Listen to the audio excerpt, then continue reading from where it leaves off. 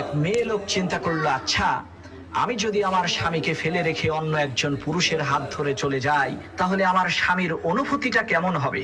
সে কি খুশি হবে, নাকি দুঃখ কষ্টে তার কলিজা ফেটে যাবে? এই কথা চিন্তা করে ওই মেয়ে লোক একটা কাগজের উপরে লিখলো, আমি তোমার সাথে থাকতে থাকতে বিরক্ত হয়ে গেছি, আর আমি তোমার সাথে থাকতে পারবো না, এজন্য জনমের মতো তোমার কাছ থেকে বিদায় নিয়ে চলে গেলাম।